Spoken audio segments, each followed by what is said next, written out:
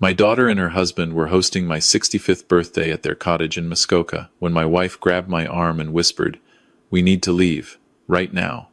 Don't ask questions." I thought she was joking about escaping the crowd until I saw her face. She wasn't joking. My name is Richard Henderson.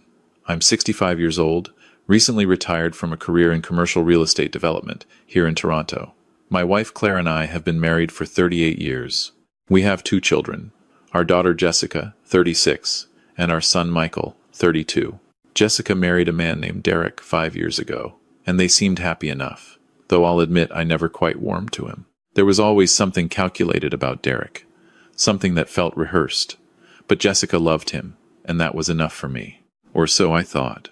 The party was Jessica's idea. She insisted on hosting it at their cottage, a beautiful property on Lake Muskoka that we'd helped them purchase 3 years ago. "Dad, you've worked so hard your whole life," she'd said when she called to invite us. "Let us take care of you for once. Just relax and enjoy yourself." It was a perfect September afternoon. About 40 guests mingled on the deck overlooking the water. My grandchildren, Emma and Noah, were running around with sparklers left over from Canada Day. I was holding a glass of my favorite scotch, the expensive kind that Jessica knew I saved for special occasions, when Claire pulled me aside. "Come with me," she said quietly. "To the car, now." "What?"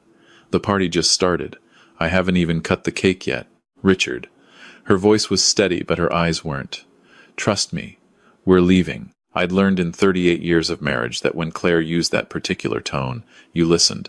I set down my glass and followed her through the house, smiling and waving at guests as if nothing was wrong. My stomach was churning. What could have happened? We got to the car, and Claire immediately locked the doors. She pulled out her phone and showed me a screenshot. It took me a moment to understand what I was looking at. It was an email thread between Jessica and Derek. "Read it," Claire said. I scrolled. My hands started shaking. The first email was from Derek to Jessica, dated 6 weeks ago. "He's been taking the capsules regularly? No suspicion?" Jessica's response: "Every morning with his coffee. He thinks they're the herbal supplements you recommended. Says he's feeling more energetic lately." Ironic. Derek: "Good." Dr. Patel confirmed the timeline. "Another 8 to 10 weeks at this dosage, and it'll look completely natural. Heart failure. No one will question it, especially given his age and the stress from the business sale." Jessica: "And you're certain about the dosage? I can't have him getting sick and going to a hospital before." Derek: "I'm certain. I've done the research. This is pharmaceutical-grade digoxin, not some amateur poison. The beauty is that it mimics heart disease symptoms. Fatigue, irregular heartbeat, some nausea, all explainable for a 65-year-old man. By the time anyone thinks to test for it, it'll be too late to matter." I barely made it out of the car before I vomited in the bushes. Digoxin. I knew that word. My mother had taken it for her heart condition before she died. But in the wrong doses, in someone who didn't need it. "Where did you find this?" I managed to ask. "Jessica's laptop," Claire said. She was crying now, silent tears running down her face. I went inside to use the bathroom. Her laptop was open on the bed. I wasn't snooping, Richard, I swear. But I saw Derek's name and I had a feeling. Call it mother's intuition. "There has to be some explanation," I said, even as I knew there wasn't. "Maybe they're talking about someone else. Maybe." "Keep reading." I scrolled further. There were dozens of emails, planning, calculating, my daughter and her husband methodically planning my death. Jessica: "Once Dad's gone, Mom will be devastated. She'll probably move in with us, or at least nearby. We can manage her then." Derek: "The estate is $14 million after the business sale, correct? Split with your brother, that's $7 million for you. But if we play this right, we can contest Michael's share. He's been distant, barely involved with the family. We can argue undue influence, mental incompetence on your father's part when he drafted the will." Jessica: "Michael won't fight us. He's too passive. And if he does, we'll drag it out in court until he settles for less." Derek: "Perfect. The cottage renovation will cost $800,000. Then we can finally get the boat I've been wanting. And Emma and Noah's private school fees are only going up. My daughter, my little girl who I'd taught to ride a bike, who'd cried on my shoulder through her first heartbreak, who'd walked down the aisle holding my arm 5 years ago. She was killing me for money. We need to call the police, Claire said. And tell them what? That we read some emails? They'll say it's a domestic dispute. Jessica and Derek will delete everything and will look like paranoid old fools. Then what do we do? I thought for a moment. We need proof. Real, undeniable proof. Richard, you've been taking those capsules every morning for 6 weeks. We need to get you to a hospital. Not yet. If I show up at emergency claiming I've been poisoned, they'll know we're onto them. We need to be smart about this. I called my lawyer, Kenneth Morrison, from the car. He'd handled my business affairs for 20 years.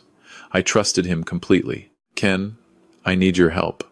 And I need your discretion. What's going on, Richard? I explained everything.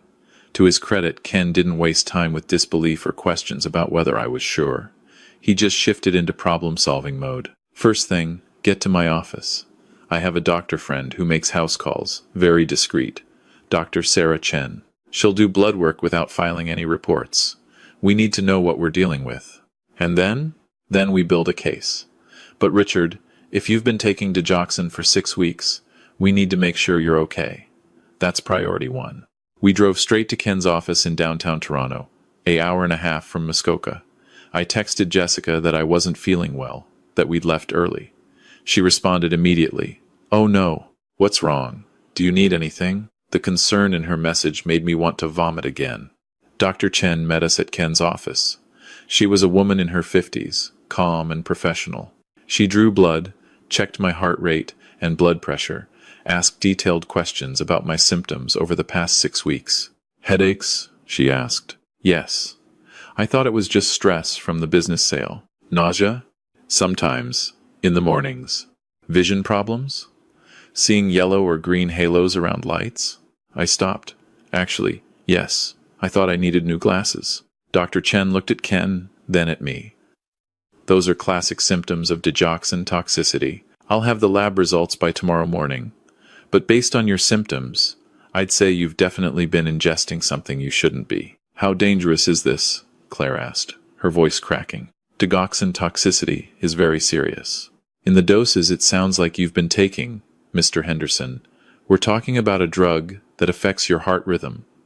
Too much can cause arrhythmia, heart attack, or cardiac arrest.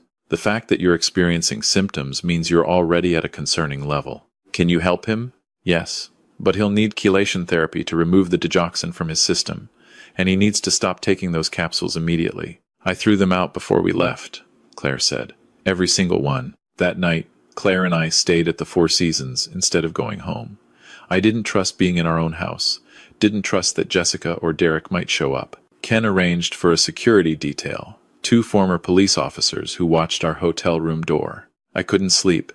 Every time I closed my eyes, I saw Jessica as a little girl, 7 years old, gap-toothed, climbing into my lap to read stories. 15, crying because some boy had been cruel to her at school. 23, graduating from the University of Toronto with honors in business administration. So proud, so ambitious. Where had I gone wrong? You didn't, Claire whispered in the darkness. She was awake too. You were a good father. You gave her everything. Maybe that's the problem. Maybe I gave her too much. Don't do that to yourself. We gave both our kids the same upbringing, the same opportunities. Michael turned out fine. Michael, my son, living in Vancouver with his partner, working as a marine biologist. We'd drifted apart over the years, mostly due to distance. But he was a good man. Honest. He'd never. Should we tell Michael? I asked. Not yet. Let's deal with this first. Dr. Chen called the next morning at 7. Your digoxin levels are dangerously elevated. You have approximately 10 times the therapeutic dose in your system. Mr. Henderson, if you'd continued taking those capsules for another month as they planned, you would have died. It would have looked exactly like heart failure. The reality hit me like a physical blow. My daughter had been killing me. Slowly, methodically, day by day, watching me decline. There's more, Dr. Chen continued. I analyzed one of the capsules your wife saved. It's not just digoxin. There's also a small amount of a beta blocker mixed in. That's clever, actually. The beta blocker would mask some of the early warning symptoms of digoxin toxicity. You would have felt tired and weak, but not sick enough to seek immediate medical attention. Derek, I said.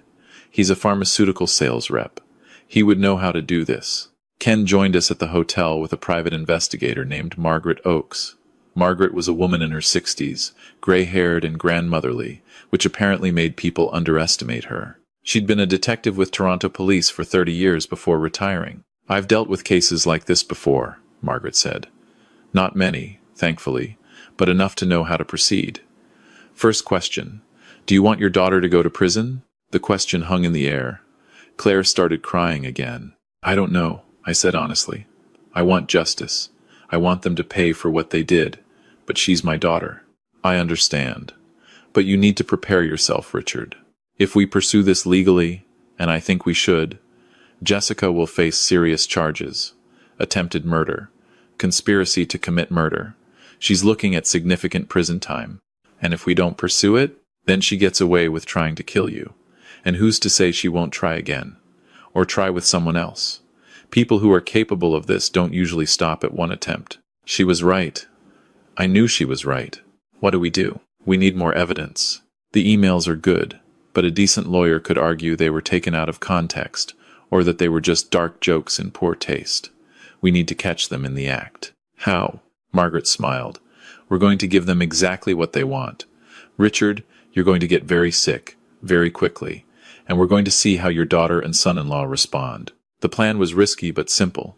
Dr. Chen would monitor me closely while I pretended to experience a health crisis. We'd see if Jessica and Derek tried to prevent me from getting real medical help, or if they tried to accelerate my decline. But first, we needed to secure the evidence we already had. Ken filed a motion with the Ontario Superior Court for an emergency order to preserve Jessica's electronic devices and communications. He argued that there was evidence of a conspiracy to commit murder, and that without court intervention, that evidence might be destroyed. The judge, Justice Margaret Brennan, reviewed the emails in camera.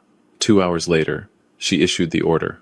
That afternoon, the police executed a search warrant at Jessica and Derek's cottage. They seized laptops, phones, tablets. Jessica called me, hysterical. Dad, the police are here. They're taking everything. They won't tell me why. What's happening? It took everything in me not to scream at her. Instead, I said, I don't know, sweetheart. Have they arrested anyone? No, but they're treating us like criminals. Derek's furious. Dad, can you help? Can you call someone? I'll see what I can find out. I hung up. Claire was watching me, her face pale. I can't believe she called you for help, she said. After what she's done, she doesn't know that we know. She still thinks she's fooled us. The next phase began. Dr. Chen had me stop the chelation therapy temporarily, and I genuinely started feeling worse. The digoxin was still in my system, still affecting my heart. It wasn't safe, but it was necessary. I called Jessica. I'm not feeling well, I said, letting my voice sound weak. Really not well. Chest pains, trouble breathing. Oh my God, Dad, you need to go to the hospital. I don't want to make a fuss. Maybe I'll just rest. No, you should definitely see a doctor. Her concern sounded genuine. Was it possible we were wrong? Was there some explanation? Then, actually, why don't you come stay with us for a few days? I can keep an eye on you. Make sure you're eating properly and taking your supplements. There it was. She wanted me back under her control, back where she could give me the capsules. That's thoughtful, honey, but I think I just need some rest. Dad, I insist. Mom must be worried sick. Let me take care of you. Maybe in a few days. I hung up. Margaret, who'd been listening on speaker, nodded. She's trying to regain access to you. That's good evidence of intent. Over the next week, Jessica called constantly. She offered to bring me food, to drive me to appointments, to bring me the supplements that have been helping so much. Each offer was documented, recorded with her permission, under Ontario's one-party consent laws. Meanwhile, the forensic analysis of her devices was damning. Hundreds of searches on Derek's laptop, undetectable poisons, digoxin overdose symptoms, how to avoid murder charges, contesting a will in Ontario. Text messages between Jessica and Derek. Jessica, he sounds really sick. Maybe we should back off for a bit. Derek, are you kidding? We're so close. Once the will is read, we need to move fast on Michael's share. I've already talked to 3 lawyers about contest strategies. Jessica, I feel guilty. Derek, you'll feel better on our new boat. Remember why we're doing this. The most damning evidence came from Derek's phone. He'd been photographing the capsules he was preparing, apparently keeping records of dosages. Margaret found a folder with over 40 photos, each labeled with a date. He'd documented his own crime. Why would anyone be this stupid? I asked Ken. Arrogance. He's a pharmaceutical rep. He thought he was smart enough to get away with it. Didn't think anyone would ever look. 2 weeks after the initial discovery, the Crown Attorney's office laid charges: attempted murder, conspiracy to commit murder, and fraud over $5,000 for Jessica. For Derek, the same charges plus unauthorized possession of prescription drugs. The arrest happened at dawn. I wasn't there, but Margaret told me the details later. Jessica screamed that it was a mistake, that we'd set them up. Derek tried to run, got as far as the backyard before the officers tackled him. The preliminary hearing was 3 months later. Claire and I sat in the courtroom as the Crown Attorney presented the evidence. The emails, the photos, the text messages, the forensic analysis of the capsules, Dr. Chen's testimony about my digoxin levels, Margaret's testimony about the investigation. Jessica wouldn't look at me. She sat at the defense table in a gray suit, staring straight ahead. Derek kept whispering to his lawyer, gesturing angrily. When it was my turn to testify, I had to describe taking the capsules every morning. How Jessica had given them to me 6 months ago, said they were a special herbal supplement that Derek recommended. How she'd call to make sure I was taking them regularly. How she'd seem so caring, so concerned about my health. Mr. Henderson, the Crown Attorney asked, did you have any suspicion that your daughter was trying to harm you? No, never. She's my daughter. I trusted her completely. And if your wife hadn't found those emails, what do you think would have happened? I think I'd be dead. The defense tried to argue that the emails were taken out of context, that it was all a misunderstanding. Jessica's lawyer suggested that maybe Derek had been researching digoxin for work purposes, that the emails were poorly worded but innocent. The judge wasn't buying it. Jessica and Derek were bound over for trial. Bail was set at $500,000 each, with strict conditions, including no contact with me or Claire. They couldn't make bail. They'd spent too much money already, planning their future with my money. The trial took place the following spring. It lasted 3 weeks. The jury deliberated for 8 hours. Guilty on all counts. At sentencing, the judge was harsh. This was a calculated, premeditated attempt to murder a parent for financial gain. You betrayed the most fundamental bond of trust between parent and child.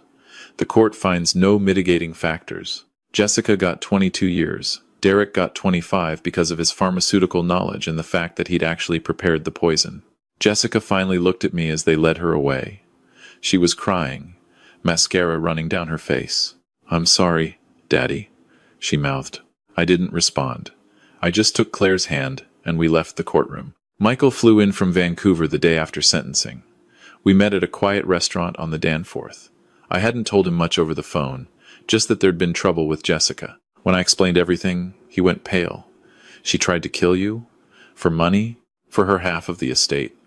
And apparently she was planning to contest your share too. Michael pushed his plate away. I don't understand. We had the same childhood, the same parents. Why would she? I've asked myself that question every day for the past year, son. I don't have an answer. I'm so sorry, Dad. I should have been around more. Maybe if I'd been closer, I would have seen something. This isn't your fault. This is on her and Derek. What about Emma and Noah? Michael asked. Jessica's kids. That was the hardest part. The grandchildren. Emma was 8 now. Noah was 6. They didn't understand why their mother was gone, why they were living with Derek's parents, why we couldn't see them. Derek's family blamed us. They believed we'd manufactured evidence, that we'd framed their son. They got a restraining order preventing us from contacting the children. I've lost my daughter and my grandchildren, I told Michael, and I don't know if I'll ever get them back. Claire and I sold our house in Toronto. Too many memories. We moved to a smaller place in Stratford, near the theater festival. We go for walks by the river. We're in therapy, both individual and couples counseling. The money from the business sale sits in a trust. We've set aside funds for Emma and Noah's education. money they can access when they turn 18, whether their mother is in prison or not. We donated $2 million to the Poison Control Center of Canada. Another $1 million went to organizations that support families affected by domestic violence and elder abuse. Because that's what it was. Our therapist helped me understand. Elder abuse, financial exploitation. It happens more often than people think, especially in families with wealth. I'm 67 now. Dr. Chen says the digoxin caused some permanent damage to my heart. I take medication daily, real medication this time, prescribed by real doctors. I get tired more easily than I used to, but I'm alive. Sometimes I wonder what I did wrong. Was I too generous? Too trusting? Did I shield Jessica from consequences too many times when she was young? Did I make her feel entitled to things she hadn't earned? Our therapist says I can't blame myself, that Jessica made her own choices. But it's hard not to feel like I failed somehow as a father. Claire and I talk about it late at night, when neither of us can sleep. We go through our memories, looking for warning signs we missed. That time, Jessica borrowed money from Michael's college fund when she was 19. The way she always seemed to be calculating, planning her next move. How she chose Derek, a man who valued wealth above everything else. We taught her to work hard, Claire says, to be ambitious. We didn't teach her to be a murderer. Then where did it come from? I don't know, Richard. I honestly don't know. Michael visits more often now. Last month, he brought his partner Alex. We had a good weekend. Went to see a play at the Festival Theater. Had dinner at a nice restaurant. It felt normal, or as normal as things can feel now. Have you thought about writing to Jessica? Alex asked. Over dessert? No, I said immediately. Then, more softly, I don't know what I would say. Maybe that you forgive her? I don't. Not yet. Maybe not ever. Claire squeezed my hand. Forgiveness isn't about her, Richard. It's about you. About letting go. I'm not ready. And I'm not. Maybe someday. But not yet. What I've learned from this nightmare is that trust is precious and fragile. Even family can betray you. Especially family. Because they know how to get close. How to slip past your defenses. I've learned that love without accountability is dangerous. I love Jessica unconditionally. Never questioned her motives. Never made her truly face consequences for her mistakes. And she took that love and used it as a weapon. I've learned that money changes people. Or maybe it just reveals who they truly are. The promise of wealth. The ease it offers. The doors it opens. For some people, that's worth more than integrity. More than family. More than love. But I've also learned that partnership matters. Claire saved my life. Her instincts, her quick thinking, her courage. Without her, I wouldn't be here. 38 years of marriage. And she proved that when it really mattered, she had my back. And I've learned that justice, while important, doesn't heal everything. Jessica is in prison. Derek is in prison. They're paying for what they did. But I still wake up some mornings, and my first thought is to call my daughter, to ask about my grandchildren, to share some news or a joke. Then I remember, and the grief hits me all over again. If you're reading this, if you're listening to my story, I want you to take something away from it. Watch for the warning signs. Financial entitlement, excessive interest in your will or estate, isolation from other family members, sudden health problems that don't quite add up. And please, trust your instincts. If something feels wrong, investigate. Don't let love blind you to danger. Family can be the greatest blessing in your life, but they can also be your greatest vulnerability. Keep your own counsel about your finances. Don't give anyone, not even your children, too much power over your money or your medical care. Maintain relationships with multiple trusted people, lawyers, doctors, friends, who can offer outside perspectives. And if you have wealth to pass on, consider talking openly with your children about expectations and timelines. Don't let them build their lives around money they haven't earned yet. Encourage them to create their own success, their own security. Most importantly, value the people who truly care about you. The ones who love you for who you are, not what you can give them. The ones who would sound the alarm, who would protect you, who would fight for you. Claire and I are building a new life. It's smaller than the one we had before, quieter. We've learned to find joy in simple things. Morning coffee together, walks by the river, evenings at the theater. We've learned that security isn't about money or family legacy. It's about knowing who you can trust when everything falls apart. I think about Emma and Noah often. They're 10 and 8 now.